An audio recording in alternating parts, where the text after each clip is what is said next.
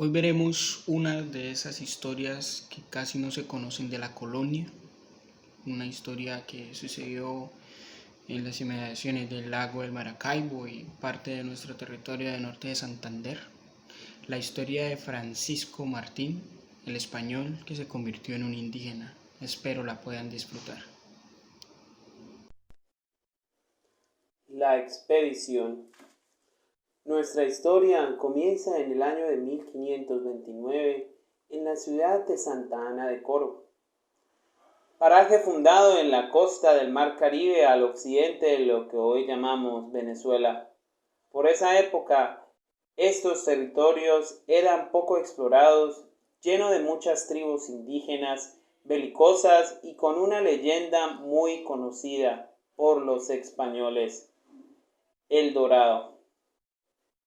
Para este año, en dicha región, había arribado muchos banqueros y alemanes y austriacos producto de un tratado que había hecho el rey Carlos I, donde le daba el permiso para explorar el territorio, buscar riquezas y esclavizar las tribus indígenas a su capricho, como parte de un pago por colaborar en anteriores guerras europeas. Teniendo de base esta autorización, se inicia una expedición de 200 alemanes y españoles, acompañada de 1000 esclavos comandados por Ambrosio Alfinger, un avaro banquero alemán, quien buscaba oro por estas tierras inhóspitas. En este grupo está nuestro protagonista, Francisco Martín, que a su corta edad era un soldado explorador español y venía de parte de las compañías occidentales encargadas de buscar el oro. Pasados los meses, la expedición ya había explorado el lago del Maracaibo y había combatido con múltiples tribus belicosas de la selva alrededor del Gran Coquibacoa. La excursión tomó rumbo al interior de la Nueva Granada, actual Colombia, persiguiendo el sueño de encontrar grandes cantidades de oro. Hasta el momento ya tenían en su poder cerca de 110 kilogramos de este preciado metal, por un alto costo, ya que las tribus indígenas eran muy bravías y combatían escondidas entre la maleza de esta espesa selva. Ambrosio, falto de personal y de comida, pide a su capitán de confianza, Íñigo de Vasconia, tomar 24 hombres y volverse a la ciudad de Coro, en busca de refuerzos para proseguir con la expedición. Acatando la orden, Íñigo se lleva a Francisco Martín, nuestro personaje, y 23 hombres de vuelta a la villa. Odisea. Salvación y vida entre los indígenas. Iniciando el viaje de vuelta, los 24 hombres y el capitán Íñigo de Vasconia, junto con el botín, cometen el terrible error de tomar otro camino para cruzar la densa selva, facilitando a las tribus indígenas cercanas la oportunidad de emboscarlos e ir eliminando uno a uno los miembros de la excursión. A medida que pasaban los días, aumentaban las pérdidas, el hambre azotaba la expedición y los bravos indios emboscaron sin descanso a los españoles, que pagaban con sus vidas el haber robado el oro de estas tierras. Viendo la difícil situación, el capitán toma la decisión de enterrar el tesoro en una laguna cercana, bajo un árbol robusto que sobresalía entre el paisaje selvático. Cavan un hueco lo suficientemente profundo para dejar y salvaguardar ese botín millonario, bajo la promesa de volver por él cuando consiguieran tener el personal necesario para adentrarse de nuevo al monte. Al tomar el viaje de regreso, sin darse cuenta que estaban siendo vigilados, se disponen a atravesar uno de los múltiples ríos que había por la zona. Inesperadamente son emboscados por los indígenas, que dan muerte a casi todos los soldados restantes, incluidos el capitán, dejando como único sobreviviente a Francisco Martín, quien estaba malherido en uno de sus pies y al verse acorralado decide tirarse al río y dejarse llevar por su corriente sin saber su rumbo. Inconsciente y herido, es encontrado y atendido por una tribu local de la región de Maracaibo. curan sus heridas, lo hacen esclavo y es vendido a otra tribu. Se presume eran motilones que venían a comercializar con ellos. Cuando llevan al blanco español a sus tierras, le enseñan a vivir como ellos, lo tratan como uno más, le muestran una forma de vivir en medio de la naturaleza y asimismo cómo cuidarla. Aprendió a cazar, a pescar y muy pronto se hizo el chamán de la tribu, un gran allegado al cacique que llega a gobernar sin rastros de aquel blanco que usurpó las selvas americanas.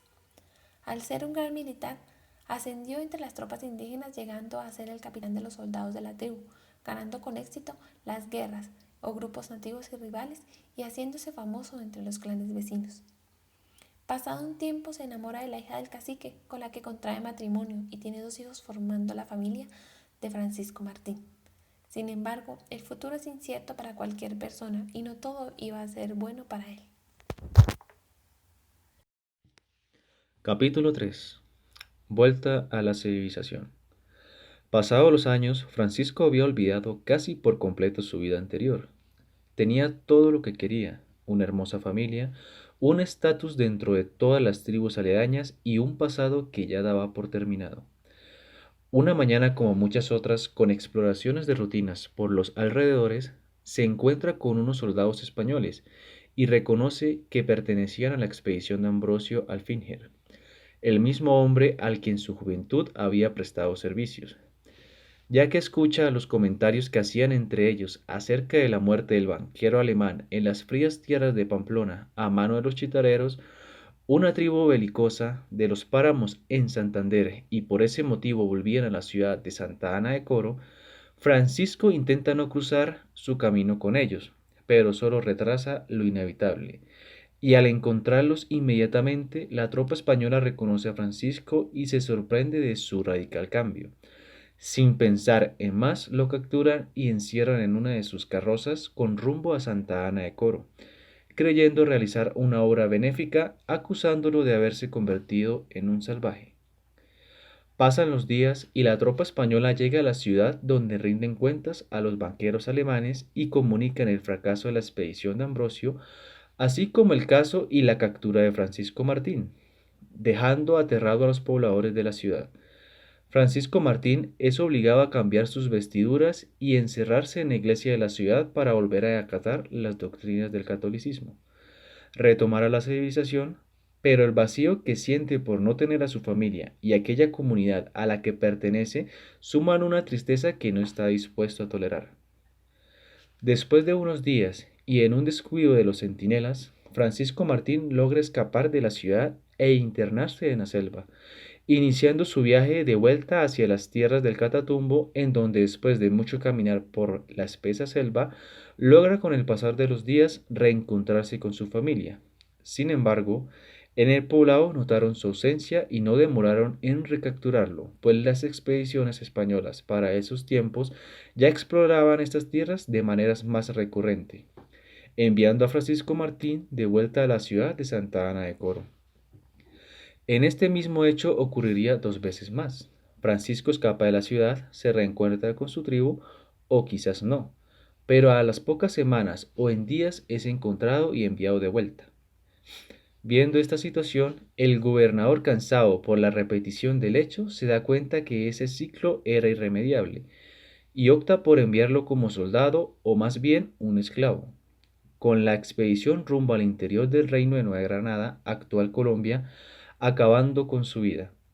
Es totalmente incierta la causa de su muerte de Francisco Martín, así como el lugar donde falleció, los valles del actual Bogotá, ya que son historias que se nos han contado por medio de nuestros abuelos y a ellos por sus antepasados.